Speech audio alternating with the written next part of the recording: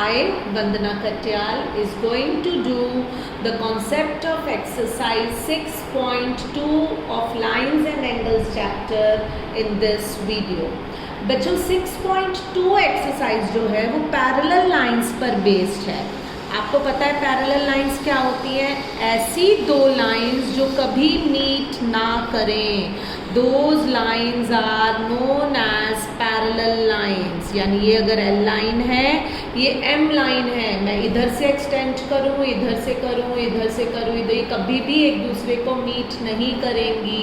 तो जब दो लाइंस कभी भी मीट नहीं करती हैं वो पैरेलल लाइंस होती हैं, और जो मीट कर जाती हैं जैसे कि ये और ये, इसको मैं एक्सटेंड करूँगी तो कहीं आगे जाकर ये मीट कर जाएंगी, तो इन्हें इंटरसेक्टिंग लाइंस कहा जाता है। और जो लाइंस कभी मीट नहीं करती हैं those are known as parallel lines. और इन दोनों लाइंस को इस तरह से जो बीच में काट कर निकलती है हम इसे P से डिनोट करते हैं। This is known as transversal, इसे कहा जाता है ट्रांसवर्सल। आप सब ने इसे 7th स्टैंडर्ड में पढ़ा होगा, मैं रिपीट कर रही हूँ। और जो ये ट्रांसवर्सल है, अगर इसने इसे A और B लाइन पर पॉइंट पर काटा है तो बीच में जो ये AB पार्ट होता है, AB part, this is known as intercept.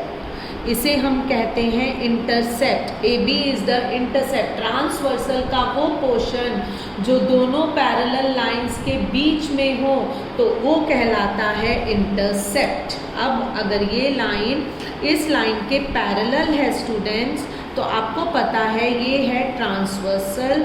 इस ट्रांसवर्सल के कट करने से ये लाइन 8 एंगल्स मिल जाते हैं हमें। अब आप ये देखिए, ये 1 एंगल, ये 2 एंगल, ये 3 एंगल, ये 4 एंगल। यहाँ पर देखिए ये एंगल्स मिले, ये 5 एंगल, ये 6 एंगल, ये 7 एंगल, ये 8 एंगल। इस तरह से हमें 8 एंगल्स मिल जाते हैं। जब लाइंस पैरेलल होती हैं तो कॉरस्पॉन्डिंग एंगल्स इक्वल होते हैं, ऑल्टरनेट एंगल्स इक्वल होते हैं। अब कॉरस्पॉन्डिंग एंगल्स होते क्या हैं? कॉरस्पॉन्डिंग एंगल्स की पहचान ये होती है बच्चों कि वो ट्रांसवर्सल के एक ही तरफ होते हैं, एक ही तरफ होते हैं, और वो दो इंटीरियर होते हैं, और दोनों ही या तो इंटीरियर होते हैं या एक्सटीरियर होते हैं। अगर आप यहाँ पर देखो तो 1 और 2 और इधर 7 एंड 8 आर एक्सटीरियर एंगल्स, क्योंकि वो बाहर की तरफ पड़ रहे हैं। 1, 2, 7, 8 इनको हम एक्सटीरियर एंगल्स कहते हैं, एक्सटीरियर एंगल्स। और 3, 4, 5, 6 एंगल 3, एंगल 4, एंगल 5 और एंगल 6 जो होते हैं वो इंटीरियर एंगल्स होते हैं। क्यों इंटीरियर एंगल्स होते हैं? क्योंकि वो दोनों लाइंस के दायरे के अंदर होते हैं। जो बाहर होते हैं, आज़ाद होते हैं, वो एक्सटीरियर एंगल्स, और जो ये अंदर एंगल्स होते हैं ये 4 इंटीरियर एंगल्स। कॉरस्पॉन्डिंग एंगल्स कौन सा होता है? एक एक्सटीरियर और एक इंटीरियर, और दोनों ही एक ही तरफ होते हैं लाइन के, ट्रांसवर्सल के। तो यानी कि एंगल 1 और एंगल 5 एक एक्सटीरियर है, एक इंटीरियर है। These will be equal and angle 4 will be equal to angle 8। ये कौन से एंगल्स हैं चिल्ड्रन? Corresponding angles. ऐसे एंगल्स को हम कॉरस्पॉन्डिंग एंगल्स कहते हैं। इस तरफ कौन से होंगे कॉरस्पॉन्डिंग एंगल्स? एंगल 2 जो है वो किसके होगा? 2 एक्सटीरियर है तो वो 6 के इक्वल होगा। Angle 2 will be equal to angle 6 and angle 3 will be equal to angle 7। Corresponding angles की पहचान होती है कि वो ट्रांसवर्सल के एक ही तरफ होते हैं, एक एक्सटीरियर होता है तो दूसरा इंटीरियर होता है। यानी 1 5 के इक्वल, 4 8 के इक्वल, 2 6 के इक्वल, 3 7 के इक्वल। अब ऑल्टरनेट एंगल्स कौन से होते हैं? ऑल्टरनेट एंगल्स में बच्चों, ऑल्टरनेट एंगल्स में ऑल्टरनेट इंटीरियर एंगल्स होते हैं और ऑल्टरनेट एक्सटीरियर एंगल्स होते हैं। एक ट्रांसवर्सल के इस तरफ तो दूसरा ट्रांसवर्सल के इस तरफ, यानी एंगल 3 एंगल 5 के इक्वल होगा और दोनों ही इंटीरियर होंगे। तो एंगल 3 एंगल 5 के इक्वल होगा, एंगल 4 एंगल 6 के इक्वल होगा। ये दोनों ही इंटीरियर एंगल्स हैं। देखो 3 भी इंटीरियर है, 5 भी इंटीरियर है, बट एक ट्रांसवर्सल के इस तरफ है, दूसरा ट्रांसवर्सल के इस तरफ है। तो एंगल 3 एंगल 5 के इक्वल होगा और एंगल 4 एंगल 6 के इक्वल होगा। ये alternate interior angles are equal. अगर लाइंस पैरेलल हैं तो ऑल्टरनेट इंटीरियर एंगल्स इक्वल होंगे। ऑल्टरनेट एक्सटीरियर एंगल्स कौन से होंगे? एक ट्रांसवर्सल के इस तरफ होगा, एक ट्रांसवर्सल के इस तरफ होगा। 2 एंगल 8 के इक्वल होगा और 2 एंगल 8 के इक्वल होगा, 1 एंगल 7 के इक्वल होगा।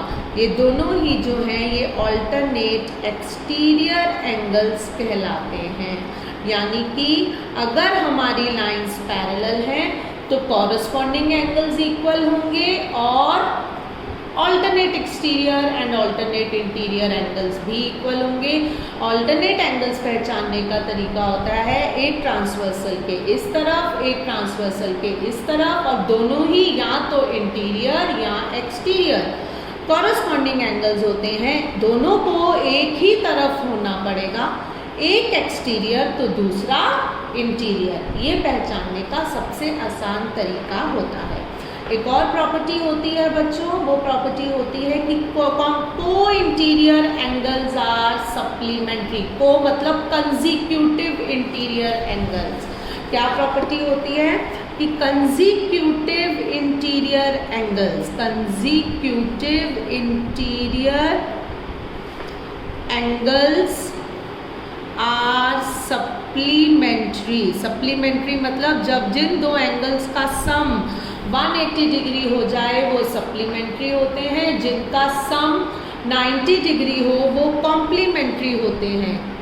बोला जाता है को इंटीरियर। कंजिक्यूटिव वर्ड हम पूरा नहीं बोलते हैं, हम को इंटीरियर एंगल बोलते हैं। कंजिक्यूटिव का क्या मतलब होता है? कंजिक्यूटिव का क्या मतलब होता है? कंजिक्यूटिव का मतलब होता है एक के बाद एक आने वाले। अगर दो लाइंस पैरेलल हैं और ये ट्रांसवर्सल है तो हमारे पास, मैंने आपको बताया था, 8 एंगल्स बनते हैं। 1 2 3 4 1 2 3 4 5 6 7 8। तो ये 8 एंगल्स हमारे पास बनते हैं।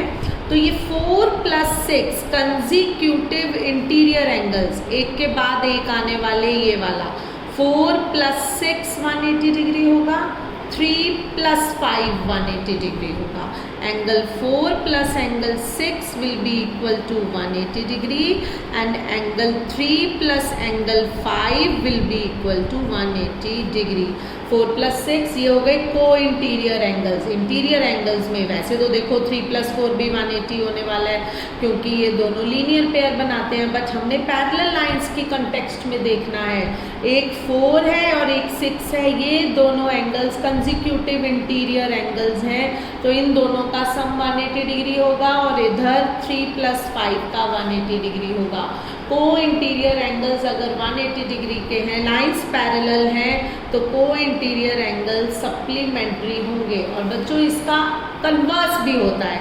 अगर किन्हीं दो लाइंस में ट्रांसवर्सल दिया हुआ है और कॉरस्पॉन्डिंग एंगल्स इक्वल हैं तो लाइंस पैरेलल होंगी, चाहे उन्होंने हमें बोला हो कि ना बोला हो। दो लाइंस हैं नॉर्मल और उन्होंने ये बोल दिया ये भी 30 डिग्री है, ये भी 30 डिग्री है, तो हम कहेंगे क्योंकि ये दोनों कॉरस्पॉन्डिंग एंगल्स हैं इसीलिए लाइंस पैरेलल हैं। तो अगर लाइंस पैरेलल हैं तो कॉरस्पॉन्डिंग एंगल्स इक्वल हैं, अगर कॉरस्पॉन्डिंग एंगल्स इक्वल हैं तो लाइंस पैरेलल हैं, अगर लाइंस पैरेलल हैं तो ऑल्टरनेट एंगल्स इक्वल हैं, अगर ऑल्टरनेट एंगल्स इक्वल हैं तो लाइंस पैरेलल हैं, अगर लाइंस पैरेलल हैं तो को इंटीरियर एंगल सप्लीमेंट्री हैं, अगर को इंटीरियर एंगल सप्लीमेंट्री हैं तो लाइंस पैरेलल हैं। तो इसका कन्वर्स भी ट्रू होता है बच्चों, ताकि हम लोग अगर हमें ऐसे एंगल्स इक्वल दिए हों तो हम कह सकते हैं कि लाइंस पैरेलल हैं। एक्सरसाइज 6.2 में इन्होंने हमें बोला है, फर्स्ट क्वेश्चन के अंदर क्या बोला है स्टूडेंट्स, इन फिगर यहाँ पर ये लाइन ऐसे ए बी दी हुई है और ये लाइन सी डी दी हुई है. This is line A B, this is line C D and this is a transversal. और इन्होंने हमें बोला है कि ये वाला एंगल जो है ये 50 डिग्री का है. This angle is 50 degree and अगर ये एंगल्स 50 डिग्री है और इधर ये वाला एंगल हमें 130 डिग्री दिया हुआ है. 50 डिग्री एंड 130 डिग्री और इधर ये एंगल x है और ये एंगल y है और हमें ये कह रहे हैं कि x और y फाइंड करो और फिर बताओ कि क्या ये दोनों लाइंस पैरेलल होंगी. x एंड y फाइंड करना है और फिर बताना है कि क्या ये लाइंस पैरेलल होंगी. तो स्टूडेंट्स अगर आप ध्यान से देखो तो ये x और ये 50 डिग्री एंगल 180 डिग्री का होगा क्योंकि ये लीनियर पेयर बना रहे हैं. इन दोनों का सम क्या होगा 180 डिग्री. हम लिखेंगे clearly x plus 50 degree is equals to 180 degree linear pair. मैंने आपको समझाया था कि अगर क्लियरली वर्ड यूज होता है तो मतलब फिगर में से, तो x की वैल्यू क्या हो गई बच्चों 180 माइनस 50 यानी कि 130 degree. Also angle y is equals to 130 degree. ये y है और ये 130 डिग्री है. क्यों है? क्योंकि गिवन है y और 130 दोनों वर्टिकली ऑपोजिट एंगल्स हैं. ये 130 गिवन है और ये y है. ये दोनों कितने के हो गए 130 डिग्री के. ये भी y भी 130 डिग्री का हो गया. Vertically opposite angles. This implies x is equals to y दोनों ही 130 डिग्री के हो गए. पर अगर आप ध्यान से देखो तो x और y क्या हैं? ऑल्टरनेट एंगल्स हैं. Alternate interior angles. एक ट्रांसवर्सल के इस तरफ है, एक ट्रांसवर्सल के इस तरफ है. और जब ऑल्टरनेट एंगल्स इक्वल होते हैं तो लाइंस पैरेलल होती हैं. मैंने आपको बताया था अगर लाइंस पैरेलल हैं तो ऑल्टरनेट एंगल्स इक्वल, अगर ऑल्टरनेट एंगल्स इक्वल तो लाइंस पैरेलल. तो हम कहेंगे बट, तब ये लाइन लिखेंगे but these are pair of alternate angles. ये दोनों ऑल्टरनेट एंगल्स हैं जिनको हमने इक्वल प्रूफ कर दिया है. Therefore AB is parallel to CD. इसलिए AB एंड CD पैरेलल हो जाएंगी. ये 50 है तो x 180 में से माइनस करके 130 आ गया. ये 130 है तो y भी 130 है. पर ये दोनों ऑल्टरनेट एंगल्स हैं और जब ऑल्टरनेट एंगल्स इक्वल हो जाए तो लाइंस जो हैं वो पैरेलल होती हैं. So this is question number 1 of exercise 6.2. Now we will do question number 2 of exercise 6.2 children. Question number 2 कहता है कि in figure AB is parallel to CD. This is the line AB. This is the line CD. And this is the line EF. 3 lines parallel हैं. ये इसके parallel है, ये इसके parallel है, तो वो दोनों भी आपस में पैरेलल हो जाएंगी. और बीच में ये एक ट्रांसवर्सल जा रही है जहाँ पर ये एंगल x है, ये एंगल y है और ये वाला एंगल z है. तो हमें यहाँ पर गिवन में क्या दिया हुआ है स्टूडेंट्स? गिवन में दिया हुआ है कि AB is parallel to CD and CD is parallel to EF. हमें बोला गया है कि y is to z is equals to 3:7. y is to z is equals to 3:7. y और z की रेशियो 3:7 दी हुई है.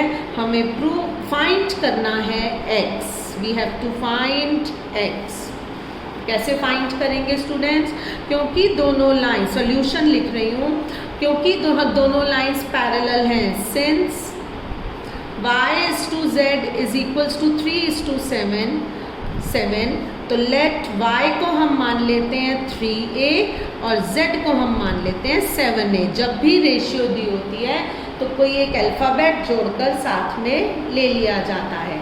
अब y और z 3a and 7a. Since AB is parallel to CD, तो this implies x plus Y is equals to 180 degree. Why? क्योंकि co interior angles are supplementary. Co interior angles जो होते हैं वो सप्लीमेंट्री होते हैं, और आप देख रहे हो कि ये दोनों को इंटीरियर एंगल्स हैं। Also AB is parallel to CD and CD is parallel to EF. Therefore, AB is parallel to EF. तो AB और EF भी आपस में पैरेलल होंगे। This implies X is equals to Z। देखिए बेटा, बीच में से ये लाइन भूल जाइए, ये ट्रांसवर्सल है और X और Z ऑल्टरनेट एंगल्स हैं। अगर आप बीच में से ये लाइन थोड़ी देर के लिए भूल जाएंगे तो x इस तरफ है, z इस तरफ है, और ये दोनों लाइंस पैरेलल हैं, तो ये दोनों ऑल्टरनेट एंगल्स होते हैं, और ऑल्टरनेट एंगल्स इक्वल होते हैं जब लाइंस पैरेलल होती हैं। x and z are equal. Now मेरे पास है x plus Y is equals to 180। x की जगह मैं z लिख देती हूँ। This implies z plus Y is equals to 180, क्योंकि x और z इक्वल है। z क्या है मेरे पास 7a, y क्या है मेरे पास 3a, वो 180 हो गया, यानी 10a इज इक्वल्स टू 180। तो a की वैल्यू चिल्ड्रन क्या आ जाएगी? a की वैल्यू आ जाएगी 180 अपॉन 10, यानी a is equals to 18 degree. a 18 आ गया, तो हमारे पास x is equals to z is equals to 7a है। तो हमारा x क्या हो जाएगा बच्चों? 7a, यानी कि 7 इंटू 18, तो it is going to be 126 degree. So हमारा x is going to be 126 degree. अगर आपको ये क्वेश्चंस और पैरेलल लाइंस का कॉन्सेप्ट अच्छे से आपका रिवाइज हो गया है और अच्छे से समझ में आ गया है, तो प्लीज़ मेरे चैनल को लाइक कीजिए, सब्सक्राइब कीजिए। Thank you.